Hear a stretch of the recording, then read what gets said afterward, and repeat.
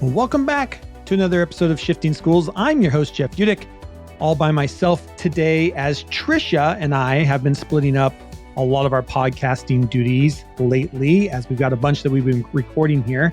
But before we dive into today's discussion, I have a question for you.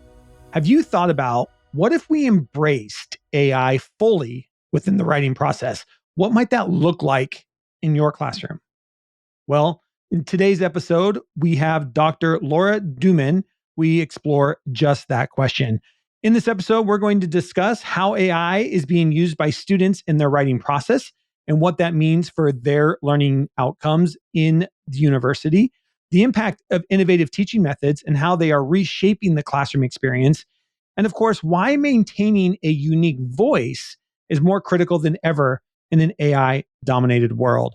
I'm honored to be joined on this episode by Dr. Laura Dumin, a professor of English and technical writing at the University of Central Oklahoma. Laura earned her PhD in English from Oklahoma State University and has been pioneering the integration of AI within the writing classroom. With over 7 years of experience in transformational learning and scholarship of teaching and learning methods, she brings a wealth of knowledge and insight into how AI can be both a tool and a challenge in education. Besides her teaching roles, she co-manages the Journal of Transformative Learning and advises on various academic programs. But before we get started, I want to remind you to check out our latest free PDF on integrating AI in the classroom, available now on the Shifting Schools website. Of course, that's over at shiftingschools.com. This resource is packed with practical tips and strategies to help you navigate the world of AI in education. And if you haven't signed up for our newsletter, you're going to want to do that while you're over there at the website so that you don't miss any of our free resources that are coming out this year. Now, before we hear from Laura, a quick word from today's show sponsors.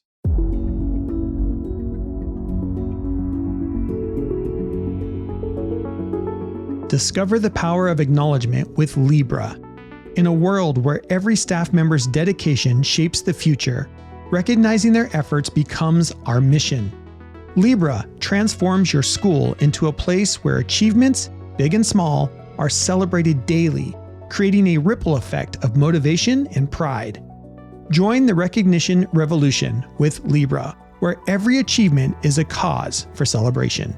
For more information and a free demo, contact me at jeff@shiftingschools.com today.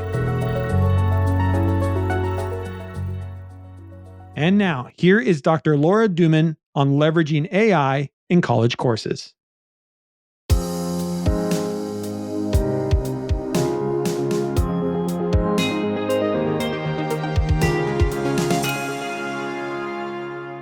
All right, welcome back to another Shifting Schools podcast. I'm so excited as we continue our deep dive in looking at how AI is impacting higher ed and having just some amazing conversations with professors and those in and around higher education. And I'm so excited today to be joined by Dr. Laura Dumin.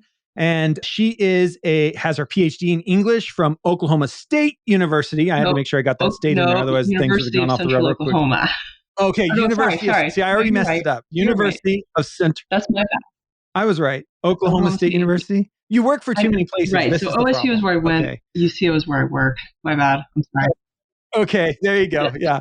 Anyway, let's just go with Oklahoma. Let's just say Oklahoma, and then we can just cover all of our bases. Nobody from Oklahoma. We'll probably get all kinds of mail now from Oklahoma saying, "Oh, you can't confuse these," but it is what it is. But Laura, welcome to the podcast. I'm so excited to talk. You are a professor in English and technical writing, and just excited to talk to you about how AI is impacting some of the work that you do, and just what are you seeing with students, and hopefully we can get into some great conversations here. So our first question, as we get started here, is you often workshop with other professors when it comes to rethinking assessments in the era of AI, which I think is such a huge idea right now for us. in the world of higher ed, what are some interesting and hopefully some examples that you were seeing of true AI integration and specifically around what are you seeing with assessment right now? Yeah, Comp 1 and Comp 2 students, those are the first and second semester English students, we do a number of things. I allow them to use AI both in their rough drafts and in their final draft. And I tell them you can use X percentage of AI. I want that color coded in red so that I can see it really quickly. It jumps right out at me. And I realize there are accessibility issues with red. So if they needed another color, we could certainly do that. But I just want it to be another color. Sure. And then they will put an icon at the top of their paper to let me know if they've used AI or not used AI in their paper. And then in their memos to me that come in with the final draft, they talk about how they used AI, if they used AI, which programs they used, if they found it useful or not useful, all of those kinds of things. And I think that's part of what we really need to be doing is not just saying, yes, use it or no, don't use it, but let's use it and then reflect. How well did it work? Did it do what you wanted it to do?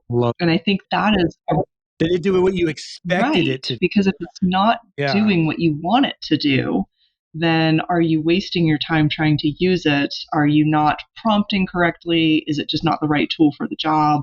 We've all tried to hammer something with a screwdriver or with a book, and it doesn't work as well as if we have a hammer. So making sure that we're using the right tool for the job is important.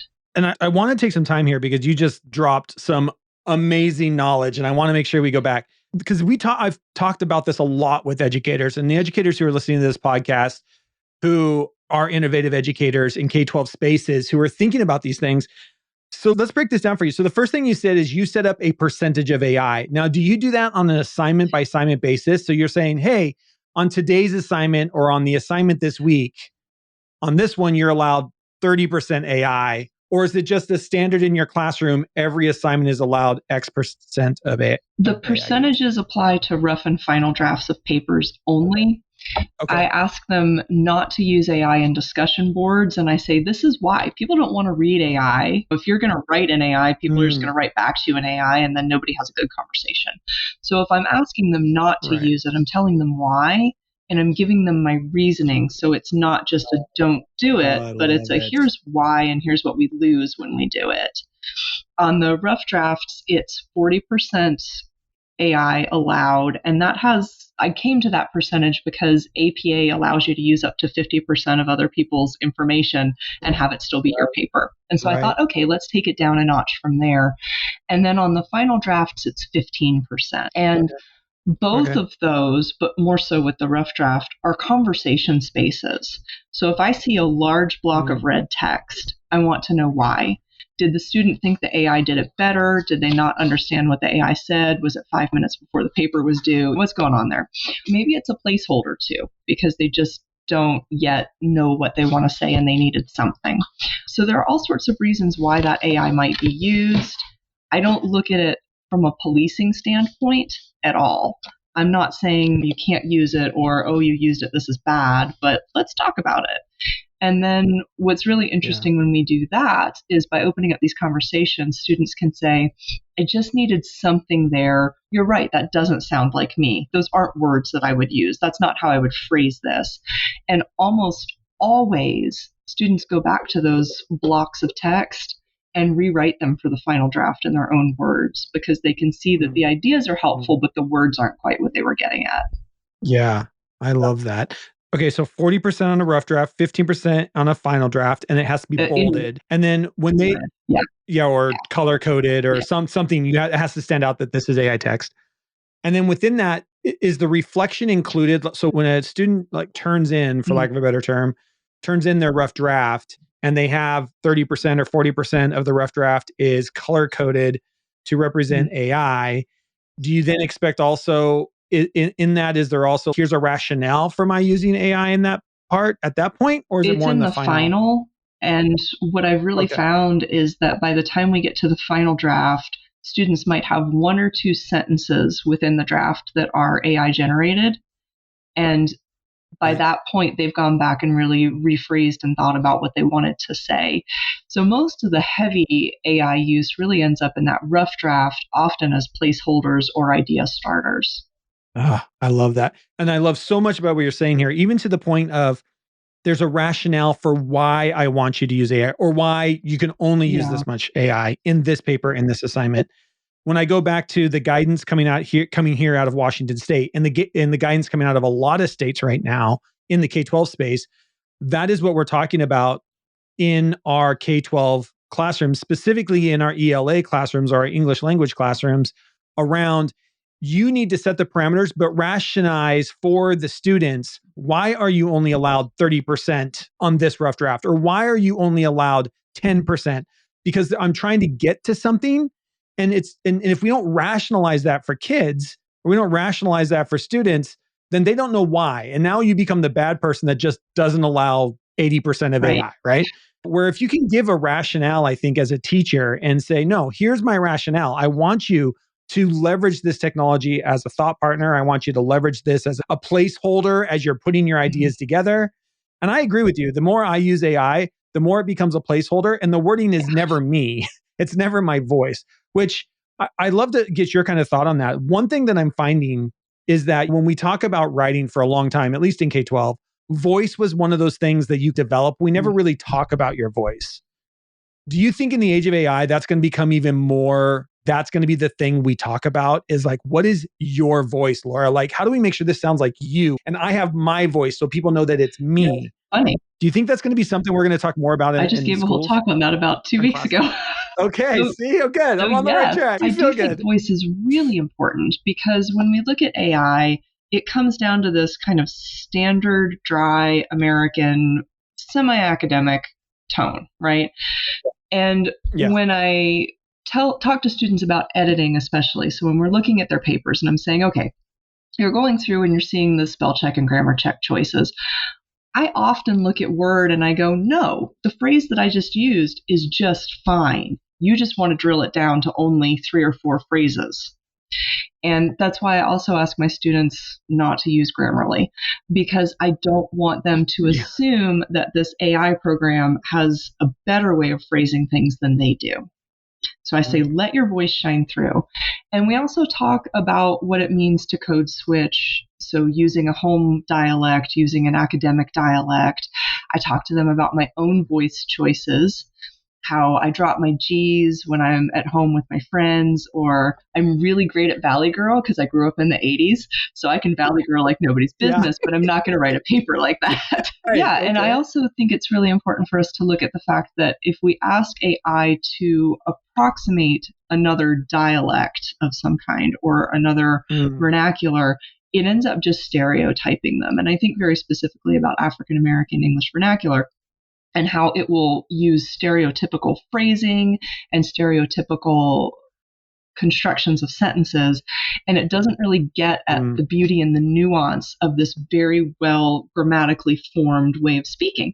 So, yes, we talk about voice, and I do think that is important because I don't want us all to end up sounding the same and using the same 5 words. And there are the conversations about don't use delve, don't use journey, don't use landscape. Another Yeah. one this morning that came up was foster. And I think that's sad too that we're sitting here saying don't use these words because people are going to think that AI wrote them. Delve is a perfectly great word. And I keep saying you can pry journey Yeah. and landscape from my cold dead hands because those are like my words. But yeah, I think how we express ourselves is more important now because it's so Mm. easy to just I turn love it that. over to AI and all of us sound the same. Yeah. Do you allow students to use whatever AI they choose, or do you play with them in class and compare and contrast and look at what might be better for? Do you have We those do. We conversations have with those kids? conversations. And in fact, I'm presenting next week on a research project I did this past spring where I had students in groups and had them each working with different large language models, the 4 main ones, and then doing rhetorical analysis on the output from those large language models. So yeah, Oh, we play wow, with those and cool. I show them different tools. Perplexity is one of my favorites. Also Claude. I really like Claude from a writing standpoint. It does a great job. And Yeah. we've looked at things like Undermined, which is a fun one because it pulls up all sorts of really valid sources. We look at the sources that come up in the other large language models as well. And I say, is this valid? Let's click on it. Let's see where it takes us so that students understand that it's a starting place, not an ending place to use AI. Yeah. I love that. That's so good. That's so good. And I'm thinking about that too. I'm wondering, I love that you're doing this in higher ed. This just makes my heart warm because I know there are K-12 teachers listening to this saying, okay, so we're not crazy thinking that this is something we need to use in K-12 or that kids are going to be learning about this in higher education Right. at some point. And I love this. I think one of the things we're struggling with, I think, in K-12 and maybe even in other spaces as well, is we're so used, I think, to our own detriment that for we've been conditioned, for lack of a better term, over the last 30 years that you just Mhm. Googled. That was it. There was Google or Right. Bing. And if you were a Bing person, you Binged. And if you were a Google person, you Googled. You had your platform, you used your Mhm. platform. And no matter if that platform was better or worse or gave different results, we didn't care. That was the platform. And I knew how to use Mhm. that platform. So that's all I'm going to use. Where I feel like even I'd love to see this research if you're going to publish it that came from the different models because I'm finding myself that way too. Is I was asked to write an article the other day. And so I wrote the article and I'm thinking in the back of my head, which of the large language models is best for Mhm. this type of writing? And so I landed on Claude because I think Claude does incredible outputs for creative writing, especially in the rough draft phrase. Like it just gives me so many better ways of, and I'm Okay. dyslexic. So it comes up with things where I'm just like, oh man, that is such a better way than I Yes. said it. And I can change it, but it just gets me in the Yeah. flow a little better. Where if I'm doing something that's more analytical or more technical writing, I find Mm. ChatGPT is better that way. And so I think I want us to be thinking about it's not we're going to adopt this tool for our classroom Mhm. and this is it, but how do we get a generation to understand there isn't just a Google Right. or a Bing that I think where these large language models are going to go is they're all going to find their Mhm. niche that way. ChatGPT is going to go down this niche of more technical coding, that kind of language output, where Claude is a way better, I think, creative writer, where I could see Gemini doing a way better Mhm. search with because it's Google and Google's Right. known for search. I mean they've got a long way to go, but I could see that becoming Yeah. their niche, much like Perplexity is. And I just want us to get to a place where we're helping kids and supporting students to say, oh, there isn't just one tool.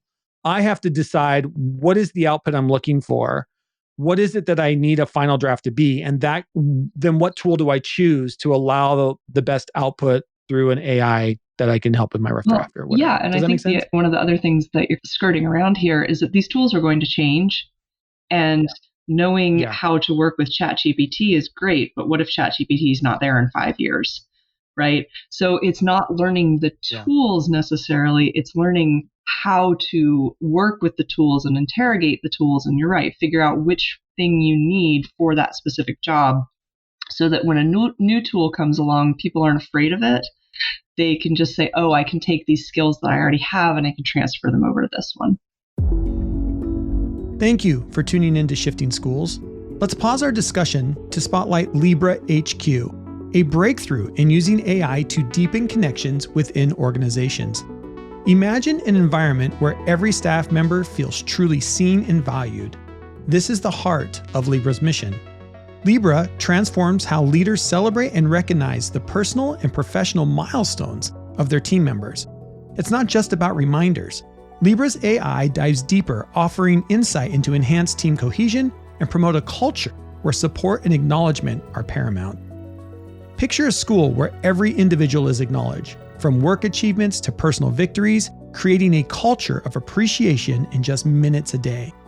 In these challenging times, where the demands on educators have never been higher, Libra offers a way for school leaders to lead with true empathy and compassion, ensuring every team member feels an integral part of their community's success.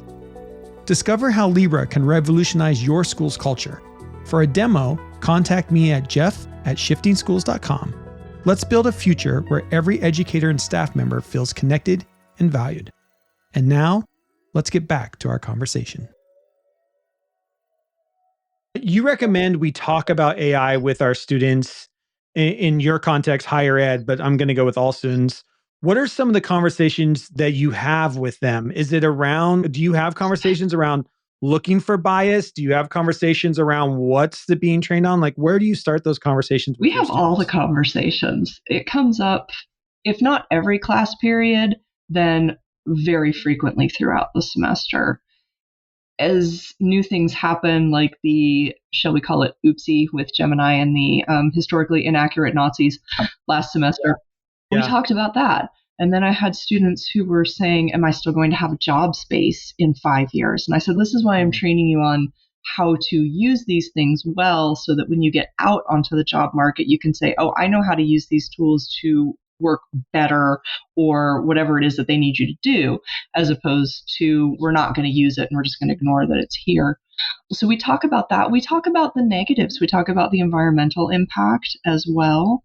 We talk about the biases. In fact, I'm reading a book right now that I cannot remember the title of, Unmasking AI, I think, which is just a great book looking at some of the biases with darker skinned people and how facial recognition doesn't catch darker skinned people as well as it catches lighter skinned people. And so we talk about that. And we talk about, oh, look at this really funny output that whichever large language model gave us that's completely wrong. Or there was a program last year called, I think, Human or AI or Human or Not, something like that. And when I used it, you spend 2 minutes talking to something on the other side of the screen and you have to decide if it's a human or an AI. And in its response to me, it cussed me out. And I tell students about that, which is why I don't have my students play that game.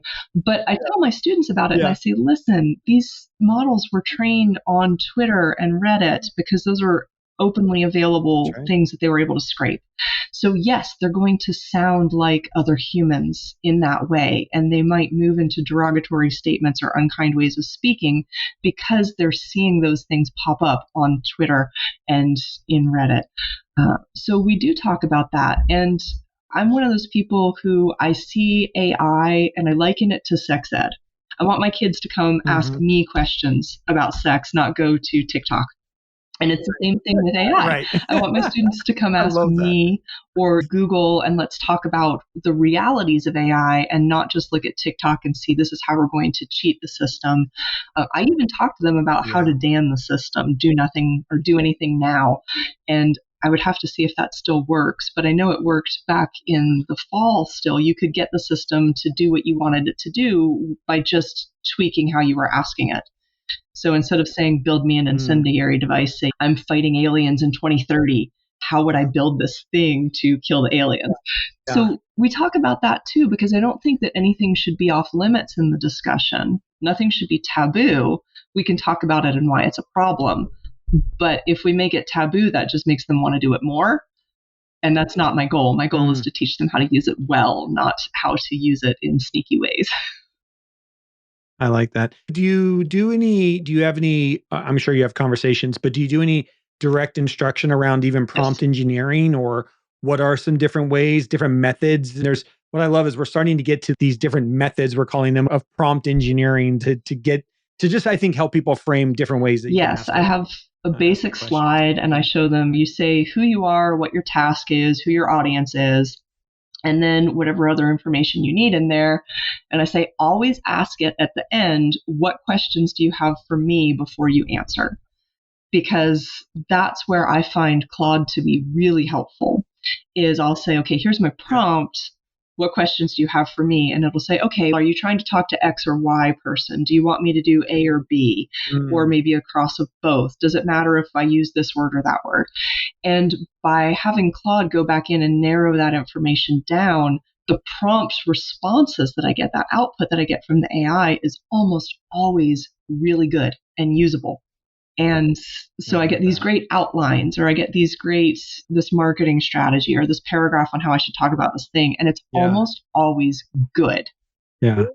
When you use AI, when you're creating lessons or creating stuff for your classes, do you tell students that you're saying, hey, I used AI in creating the slide deck today, or in supporting me in understanding the knowledge that I'm about to share with you? Are you open on that side of things as well? If I use AI, which I actually don't much in my classroom right now, which I know sounds weird, but one of the conversations we keep having on LinkedIn is that once you get comfortable in the AI space, you realize where it can help you and where it's just more trouble than it's worth. And I think a lot of us are starting to settle in our spaces. I have shown them, my favorite thing to do is take a paper that you write in Word and then have Office 365 convert it to a PowerPoint. I like that way better than Gamma or anything else that I've tried. I still have to go in and tweak it, and that's fine, but Sure. it builds all of that for me. And one of the things that I like about doing that over using any of the other AI platforms is that those slide decks are accessible.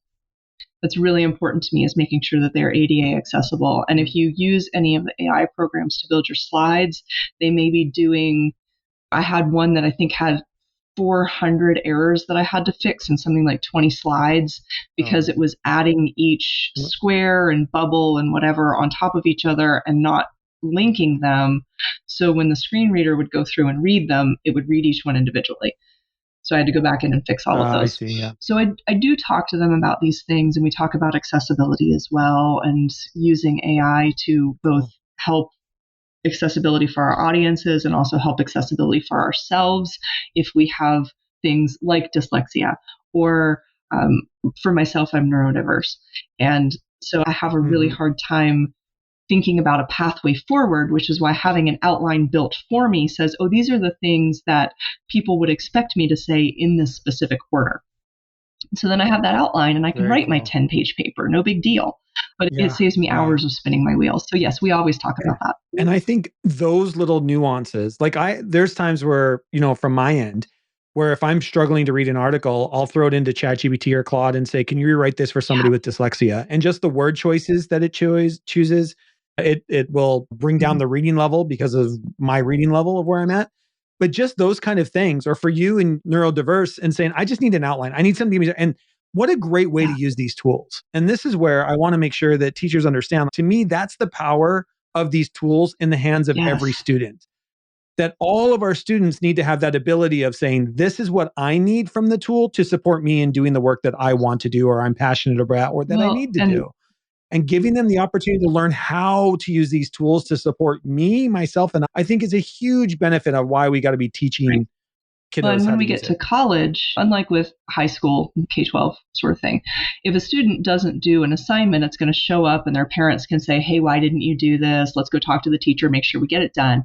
But once you get to college, you have students who go, I don't know what to do for my brainstorming. I don't know what to do for my outline. And they just take zeros. And then maybe a quarter of their grade is now a 0 because they didn't do any of the work. And then they say, oh, I can't pass this class, but it's already past the withdrawal date, so I'm just going to stop coming. And now they're behind a semester on graduation simply because they couldn't get started on a paper. And I know some people are going to think, oh, that's hyperbole. No, that's the reality. Is some students just struggle so hard with that. When we think about accessibility from all of those different ways, like not just blindness or hearing impaired, but the anxiety, the stress, students who just need that little extra bit of support to get over that hump, to get going. And I think that is where there's a lot of really cool things that are happening in AI. And I have a paper I'm really excited to have my students work on this fall, where they've always had to go out and describe a space based on a disability of some kind or a difference of ability. And they can choose if it's physical or neurodiversity or something else. But now I'm also going to have them use the GPT-4o, and because it will walk you through your space. And so I'm going to have them compare their observations to what 4o observes for whatever the accessibility of that space is for whatever they're looking at, and talk about how they notice these things, 4o noticed this, that sort of thing. Because again, I think that these accessibility tools are helpful for everybody, and we just need to figure out which ones make sense for us to use at specific times. Yes, I agree. And it's so exciting because we talked about earlier, like we're just getting started. We're just getting started in this stuff. And I think those kind of conversations just almost give me goosebumps of, like, I talk about this all the time with teachers. Like, I'm actually really jealous of this generation because I never got any of that. And how do we support them in using the cool stuff that they get to use? Because I didn't get that. And how do we make sure that because it's just going to keep getting better, I think, for individuals to be able to leverage these tools in the best way. The last thing I want to touch on here is, I love this. You refer to yourself as a cautious optimist when it comes to AI. When you think about the future of higher ed, can you tell us one thing you are feeling specifically optimistic about?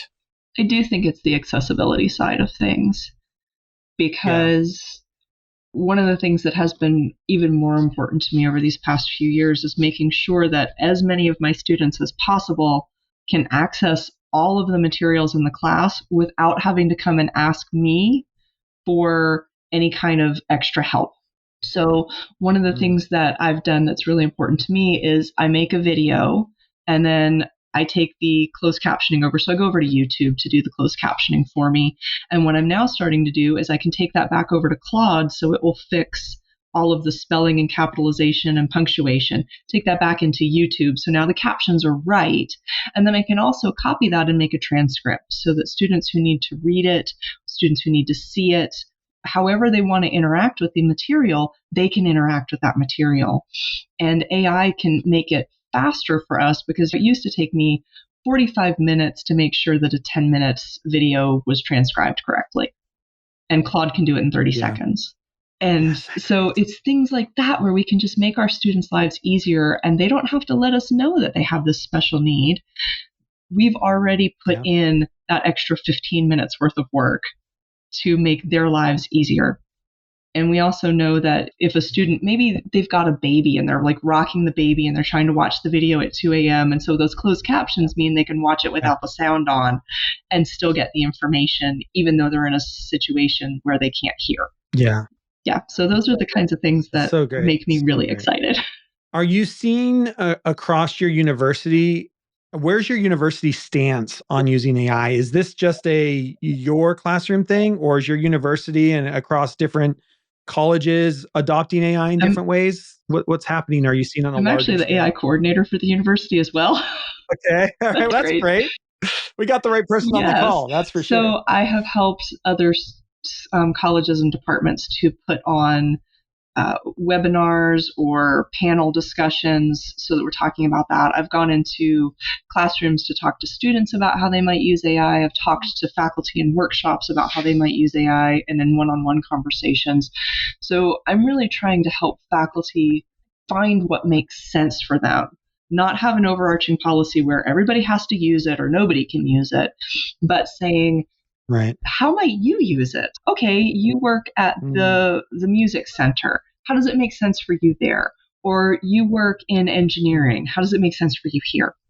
And so really helping faculty to think deeply about what their learning outcomes are, and then let's back up from there. How are we going to get to them, and where might AI make everybody's lives easier without losing anything? That's great. Because I've just been wondering where that is. Like, are universities coming out? So you're saying there isn't like a university AI guidance policy thing. It's we're working on the university professor, guidelines. Every instructor. Okay, are you? Okay. Yeah. I was just wondering because I think everybody's in that same spot.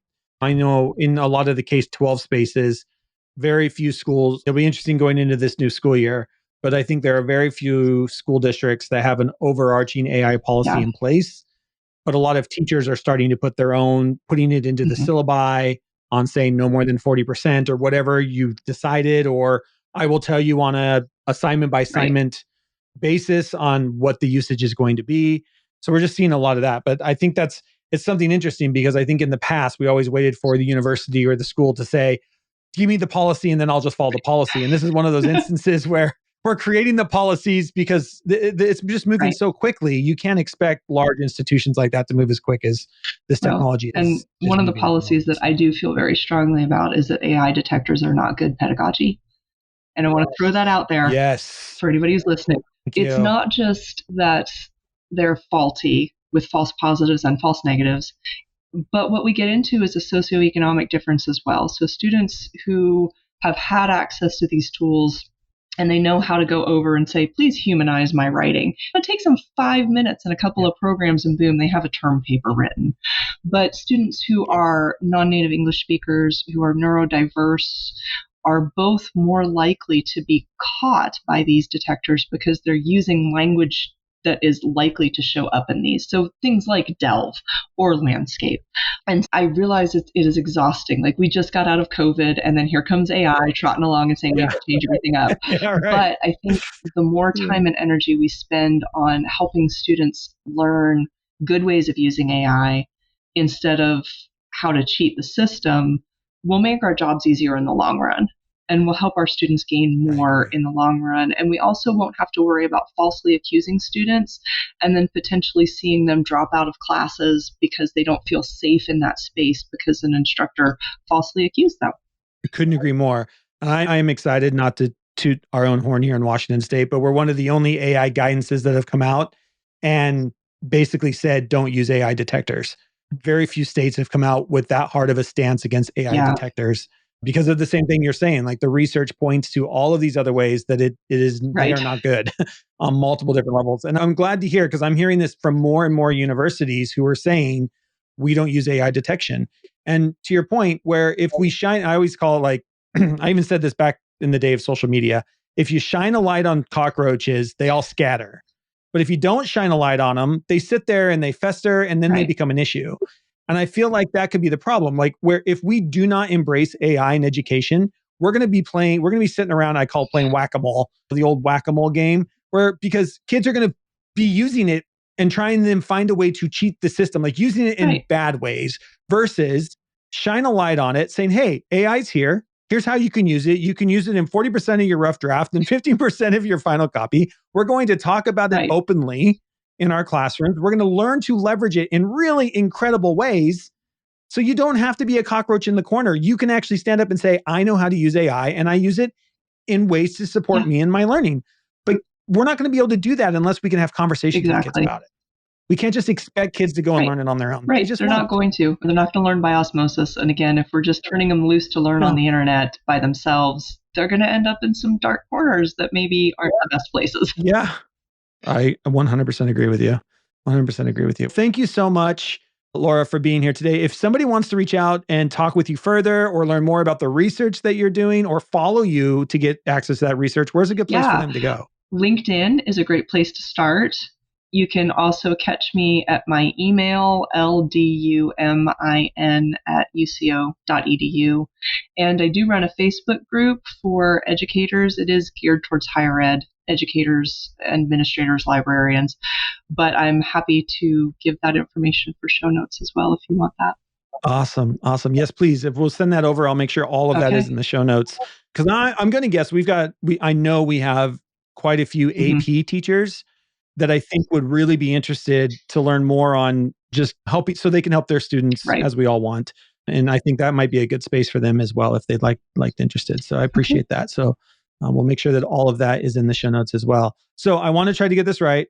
Your PhD is in English from Oklahoma State University. Correct. However, you are a professor in English and technical writing at the University of Central Oklahoma. That is correct. Thank you, because some days I get it wrong too. We got it straight at the end. Got it at the end. So, Laura, thank you so much for spending time with us. Really appreciate you and the knowledge and just sharing where you are and where we all are in our journey with AI. So thank you.